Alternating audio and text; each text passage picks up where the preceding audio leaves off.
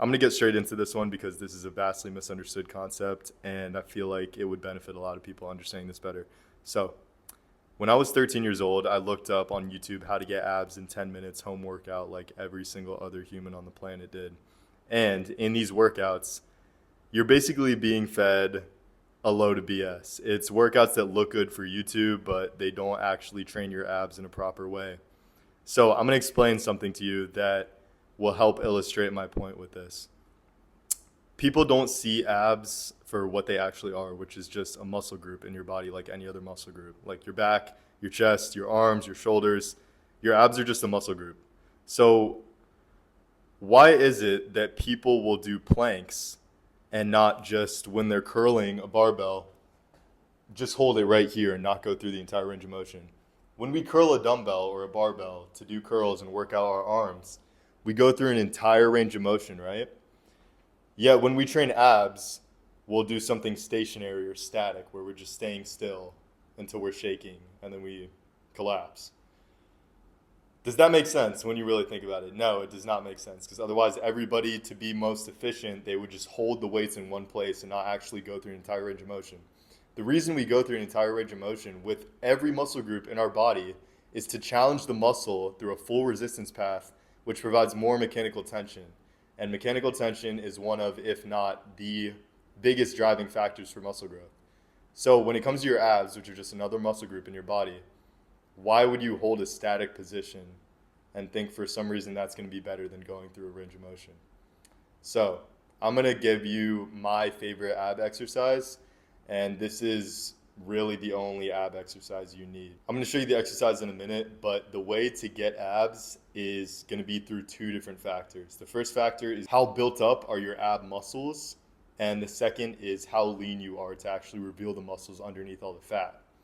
So in order to see your abs, you need to have two of these factors in place.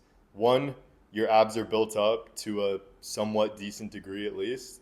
And two, you're lean enough, low enough body fat so that you can reveal them. This is why sometimes people will cut down and they'll lose fat, but they still don't have a six pack, and that's because they didn't work out their abs at all while they were cutting down. It's even better if you're maintaining your calories, you're not actively cutting them down and building up your abs. So that way your muscles get the most fuel to build up, and then you can cut down afterwards once you've built up the muscle and reveal the muscle underneath the fat. So if you're relatively lean and you still don't have abs, this is the reason why you need to build them up just like any other muscle group. And you're not going to build them up to a significant degree doing planks because you're not progressively overloading your ab muscles. Basically, you need to treat them like any other muscle in your body, get stronger with ab movements, and your abs will grow. I've also heard people concerned about getting blocky abs or whatever. And I'm going to blow your mind right now, but that is just bullshit. You need to get stronger at doing ab movements to actually build up your ab muscles in order to see them. And the benefit of doing this, getting stronger at ab movements, just like any other movement you would do with any other muscle group, is that once you do this, you're going to be able to see your abs at a higher body fat level as well, because you'll build them up underneath. So you don't have to be quite so lean to actually see your abs. Basically, if you're going to take a tip from this, don't try to just lose fat and think you're going to get abs that way. Also, don't try to lose fat in an unhealthy way. Do it at a moderate degree where you're slowly building up into it, your fat loss phase. And work out abs along the way, and that's what's going to give you an actual six-pack. All right, I'm not wasting any time with this because honestly, this is really simple. But this is the ab exercise I used to do. I'm going to show you the other version I do, which is a little bit harder when I'm able to do that and I have the proper equipment. But this is one that anybody can do anywhere you are in the world with no equipment whatsoever. So basically what you're going to want to do is you can start with just your body weight if that's hard enough.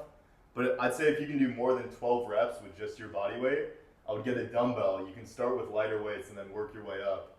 But grab the dumbbell, put it on your chest, and then perform sit-ups.